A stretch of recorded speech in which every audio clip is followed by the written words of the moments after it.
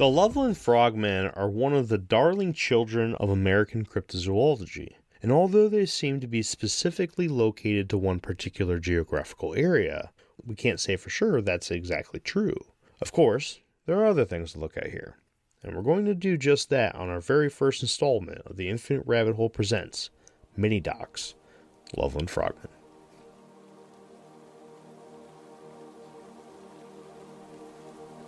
In July of 1955, Robert Honeycutt, a civilian defense volunteer, was driving on a dark and secluded road at 4 o'clock in the morning in Loveland, Ohio, northeast of Cincinnati, when his headlights illuminated a group of 3 or 4 small humanoid creatures under the bridge. In his curiosity, Honeycutt pulled over and watched the small bipedal creatures, who he claimed only stood 3 feet in height. The oddities stood on 2 legs, had large lipless mouths, and had very wrinkly skin. He must have been watching too long for comfort, because one of the creatures looked in his direction and held up a stick or wand of sorts that seemed to be giving off bright blue sparks. He left the scene after the creature seemed upset at his presence and went directly to the Loveland police station, where Police Chief John Fritz reportedly went out to the bridge to investigate. It is unclear as to what he may have seen there, but some of the stories I have found say that he posted an armed patrolman there, and some added that the FBI even took an interest in the upcoming hours. 17 years later, on March 3, 1972, Officer Ray Shockey was driving along the Little Miami River when he thought he had seen a dog on the side of the road. It was cold out, and the pavement was icy in spots, so he continued towards the dog slowly. As he got close to it, whatever it was stood up and darted across the road immediately in front of his cruiser. Officer Shockey described the creature as short in stature, running on 2 legs, with a frog-like face and leathery skin. He slammed on the brakes and stared at the frog as it seemed to be waiting on the bank of the river for a few seconds before jumping in and disappearing. Shockey claimed to have had plenty of time to look at it as it made its way across the street and over the guardrail. He said it couldn't have weighed more than 75 pounds. 2 weeks later, Patrolman Mark Matthews drove directly up to some sort of creature as it sat directly in the middle of the road. As Matthews stepped out of his car to get a better look, the thing jumped towards him, and Matthews pulled out his sidearm and fired 3 shots. It's unclear as to how many shots actually hit the creature, but it was hit for sure. The creature convulsed and fell over into the river. The description of the creature that Matthews gave matched that of Shockey's, except that Matthews was 100% certain that the thing that he saw had a tail. Both officers were consistently ridiculed for years after the events. Matthews would eventually say in a 1999 interview that the news blew it way out of proportion and that all he saw was a pet lizard. But rumors are that he said this only to stop the harassment that he received for years. Shockey, on the other hand, became very upset, depressed, due to the ridicule, and eventually shut down a few years after the incident and refused to talk about the creature ever again. A few months after Matthews' encounter, a high school kid would come forward and claim to also see the same creature. The unnamed student claimed that the creature was just shy of 4 feet tall and weighed approximately 150 pounds. Later in the same year, a local farmer claimed to have seen 4 more of the creatures and described them as also being short. He would elaborate in his report that the creatures had grayish-green skin with large eyes and a mouth full of sharp teeth. He only witnessed them for a short period before they ran on 2 legs over toward the river and disappeared into the brush. In 1999, 2 more accounts came in, but this time from anonymous witnesses who admitted to heavily drinking. The first was in August, and the witness, only known as Steve, was very intoxicated near the old Wendell place, near the Little Miami. The man claimed that he was close to passing out in the grass when he witnessed a giant frog. A month later, 2 friends were surprised while walking along the river at night when they heard a loud commotion in the water. The only thing that was given in the report was that it was a big green thing. Many reports of this incident also claim that the 2 were very intoxicated at the time. AI is incredible. It can teach you how to fry an egg and even write a poem, pirate style. Yarr! But it knows nothing about your work. Slackbot is different. It doesn't just know the facts. It knows your schedule. It can turn a brainstorm into a brief. And it doesn't need to be taught. Because Slackbot isn't just another AI. It's AI that knows your work as well as you do. Visit slack.com/meet Slackbot to learn more. How does PwC take your company to the leading edge? They bring the sharpest minds in tech to your team, so you can bring the ideas that will transform your business. They're passionate about your industry, so you can walk into any room with every advantage. And they're with you every step of the way, so you can know you're headed in the right direction. PwC builds for what's next, so you can get there now. Get started at pwc.com/us/leading edge. It's football season, and you can now get almost anything you need for game day delivered with Uber Eats. What do we mean by almost? Well, you can't get a running back delivered, but you can get baby back ribs delivered. A strong defense? No. A strong deodorant? Yes. A six-pack of abs? Nope. Six-pack of beer? Yes. Get almost anything for game day delivered with Uber Eats, official on-demand food delivery partner of the NFL. Order now. Alcohol 21 plus and in select cities. Product availability varies by region. See app for details. And on July 4th in 2002, Jude Tillery and a friend were rafting down the Little Miami in an area about 26 miles upriver from Loveland when he too reported seeing a big frog-looking dude on the bank of the river. Quote unquote, by the way. Big frog-looking dude. Jude was willing to admit that he had been drinking. He was convinced that what he saw was not a hallucination. The most recent event involving the Loveland Frogmen took place on August 3rd, 2016, when Sam Jacobs and his unnamed girlfriend were playing Pokemon Go on their phones between Loveland Madeira Road and Lake Isabella. The ABC News affiliate in the area, WCPO, reported, quote, "We saw a huge frog near the water. Soon after they noticed it, Sam stopped playing his game and began taking photos and a video of the creature.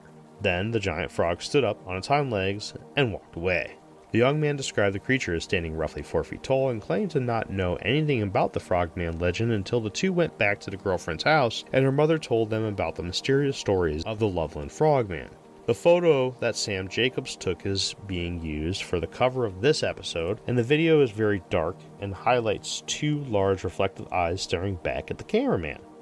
There are many possibilities of what these frogmen could actually be. The first place to look is in native lore from the tribes of the area. The Shawnee who lived in the area had stories of a creature that they referred to as Shanahook, or River Demon, which was specifically tied to the Little Miami River. Stories tell of attempts to battle such creatures, but the Shanahook were completely unfazed by physical weapons. The stories were so well believed and followed that the Shawnee stayed away from the Little Miami River and thought of it as a place that was the home of either a demon or a guardian spirit of nature. But some of the more common thoughts are that this is either a hoax or a case of misidentification, even if it was of another cryptid. Side note, the movie Revenge of the Creature, which was a direct sequel to Creature from the Black Lagoon, was released just 2 weeks prior to Robert Honeycutt's encounter. Cryptozoologist Chris Orrick believed that this could have been a misidentification of the Great Gray Owl. Orrick explains that this particular owl is known for having the largest and roundest face of all birds of prey in North America, and this feature alone could have checked a few boxes for what people were reporting with the Loveland Frogman. But in addition to the owl's face, it was also a grayish color, and stood roughly 3 feet tall. But many have come forward against the possibility, as owls have beaks, not lipless wide mouths, and the great gray owl's natural habitat is hundreds of miles away from anywhere in Ohio. Now, there is one possible urban legend that may be the blame for the Loveland Frogman, and that would be the Melonheads.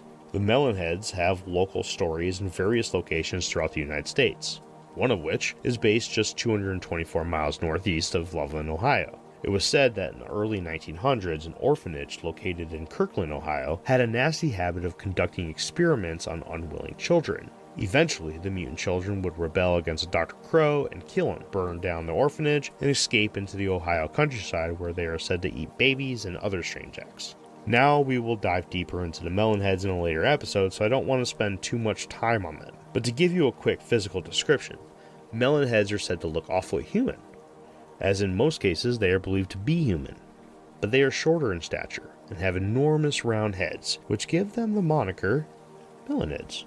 But yet one more common belief is that the Loveland Frogmen are either close relatives to the Japanese Kappa or Kappas themselves. For more information on the Kappa, check out our episode simply titled The Kappa. Jake did a great job on that, by the way. So travelers, what do you think? What are your opinions on the Loveland Frogmen? And do you think that they could possibly be something that we discussed in the latter half of this episode, or possibly even something that we discussed in our previous episodes on lizardoids and cryptozoology? I, for one, am always happy to look into and discover all that I can about these great pieces of American lore, and not much can hold a candle to the following and love that the Loveland Frogmen have received since their time in the limelight. For more on the Loveland Frogmen, I would highly recommend checking out the annual Frogmen Festival, which was held this year in 2023 at the Great Wolf Lodge Conference Center in Mason, Ohio. Go check out frogmanfestival.com for more information, and while you're there, check out the lineup of speakers from 2023. I bet that you've heard of at least one of those people if you've been listening to the Infinite Rabbit Hole for a while. Ashley Hilt, aka Ashers, joined us on a 4-part series on our coverage of the Injured Cold story, and from what I hear, she did a great job as a public speaker at this event. I would like to thank you all once again for stopping in and checking out the new series, the Infinite Rabbit Hole Mini-Docs, where we take some of the smaller stories speckled throughout the world of the unknown and give them the love that they deserve. Until next time, travelers. The world moves fast. Your workday? Even faster. Pitching products, drafting reports, analyzing data. Microsoft 365 Copilot is your AI assistant for work. Built into Word, Excel, PowerPoint, and other Microsoft 365 apps you use. Helping you quickly write, analyze, create, and summarize. So you can cut through clutter and clear a path to your best work. Learn more at Microsoft.com/M365 Copilot. This episode is brought to you by Indeed. Stop waiting around for the perfect candidate. Instead, use Indeed sponsored jobs to find the right people with the right skills fast. It's a simple way to make sure your listing is the first candidates see. According to Indeed data, sponsored jobs have 4 times more applicants than non-sponsored jobs. So go build your dream team today with Indeed. Get a $75 sponsored job credit at Indeed.com/podcast. Terms and conditions apply. I'll see you in the next bath of the Infinite Rabbit Hole. Bye-bye. I would like to thank you once again for tuning into the Infinite Rabbit Hole podcast. Please make sure to give us a follow and one of those beautiful 5-star ratings on your podcast player of choice. If you would like to join the conversation and stay up to date on all things Infinite Rabbit Hole, head on over to Facebook and search for the Infinite Rabbit Hole Facebook group. You'll know it's us when you see the logo. If you would like to help contribute to the cause, there are a few ways to do so. First, head on over to anchor.fm/Infinite Rabbit Hole and click on the subscribe button, where for $5 a month you'll get access to all our old episodes that will never see the free spotlight ever again. It's horrible stuff, but if you're into that kind of thing, then go check it out. Second, head on over to InfiniteRabbitHole.com and click on the IRH Merch Shop tab and grab yourself a sweet t-shirt, sticker, or whatever else you see that you wouldn't mind owning. Until next time, travelers, I'm Jeremy, and I'll see you at the next fork in the path of the Infinite Rabbit Hole. Bye.